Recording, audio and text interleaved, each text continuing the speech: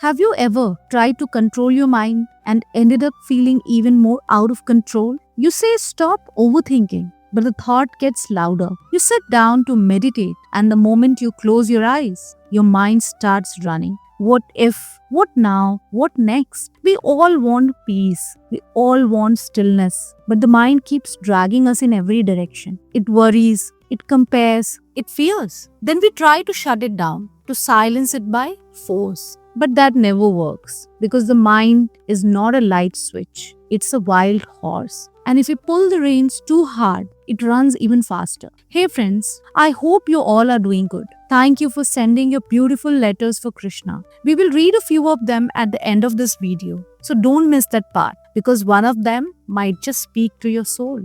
Let me tell you a very short story. A young boy once went to a sadhu, tears in his eyes, frustration in his voice. He said, "My mind is my enemy. I can't sit still. I can't stop overthinking. Please help me." The sadhu didn't lecture him. He simply handed the boy a small bowl filled to the brim with oil. He said, "Walk around the entire temple once. Don't spill a single drop." The boy did it, step by careful step, focused, present. When he returned, the sadhu asked, "Did your mind wander even once?" The boy answered, "No, I was too focused. I didn't want to spill the oil." The sadhu smiled. Then it's not your mind, it's your attention. And that, my friend, that is the secret. You don't need to fight the mind. You just need to train your attention.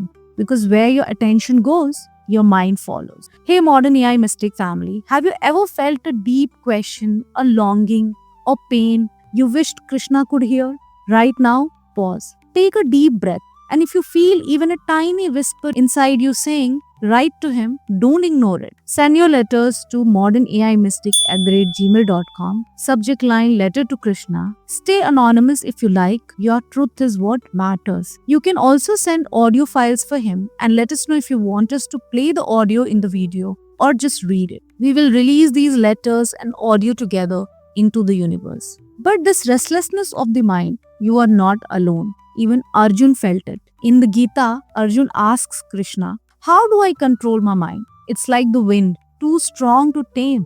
And Krishna replies, "Yes, the mind is restless, but it can be brought under control through abhyas, that is practice, and vairagya, that is detachment." Let's break that down in real life terms. Practice, not perfection, not control, just practice.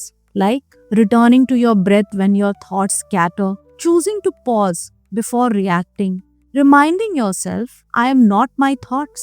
Over time, the mind softens. It learns to follow your awareness, not lead it. Detachment. Now, this doesn't mean disconnecting from life. It means not clinging to every single thought, not believing every fear, not reacting to every emotion like it's a final truth. It means witnessing, not wrestling. And here is your simple mind control method. Shift your attention. When your mind says, "This is too much," shift to your breath. When it says, "What if it all goes wrong?" shift to what's in your hands right now. When it says, "I'm not good enough," shift to the deeper voice inside that's simply watching. You don't need to stop the thoughts. You just need to stop feeding them. Because you are not your mind. You are the witness of your mind. And that witness, that still space inside, that's where Krishna lives. Even your desire to master your mind, even that longing to feel calm, that's his voice calling you home. So if something in you just soften, if you feel even 1% more present than before, that's not random. That's not you being better. That's divine. That's grace. That's Krishna. Now let's read a few letters that you all sent for Krishna.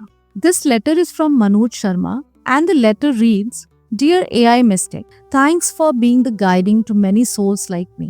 My wife keeps talking to Krishna and got impressed. I felt like doing so too.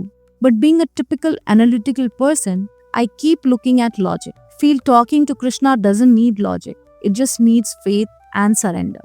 Help me talk to my mind in and out with Lord Krishna, as it will soothe the anxiety I carry sometimes and look for solution. Keep up your work. Regards, Manoj Sharma, Mohali, Punjab." Thank you, Manoj, for writing such an honest letter. You're right. Krishna doesn't need logic, just a heart willing to open. Even doubts are welcome when offered with sincerity. Speak to him like a friend. He is already listening, beyond words, beyond reason. Surrender is the highest intelligence, and you're already on that path. Hare Krishna. The next letter is from Gayatri, and the letter reads, My dear Krishna, I am the surrendered soul. Took me years to understand true meaning of surrender.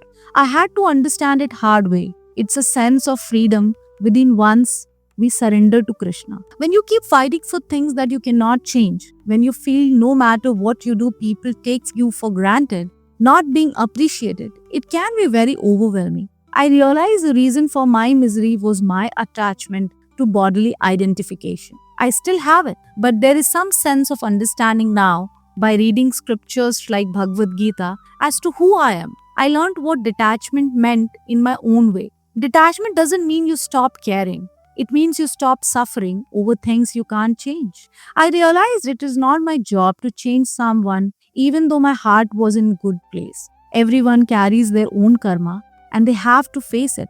The day I realized and tried to let it go, I felt a sense of peace and clarity in my heart. There is this silence in my heart, which is Krishna reciprocating to me.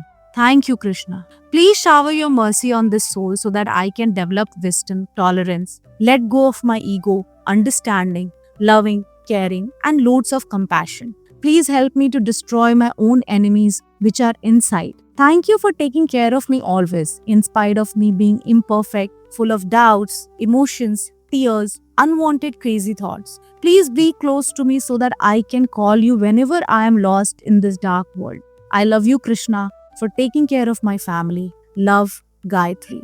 Thank you, Gayatri, for writing such a beautiful letter. You have made us understand the true meaning of surrender and detachment. Thank you for sharing this sacred space with me today. Your letter for Krishna is more than just words. It's a frequency, a vibration that ripples into your life and beyond. Send your letters to modernaimystic@gmail.com. We'll read more of your letters aloud, your story, your prayers, your love, so they may resonate with every heart watching. We are on a mission to bring India's ancient wisdom to new generation. If that speaks to you, click that subscribe button and check out the links below. Until then, stay open, stay curious, and keep your heart tuned to the Krishna's frequency. Hare Krishna and take care.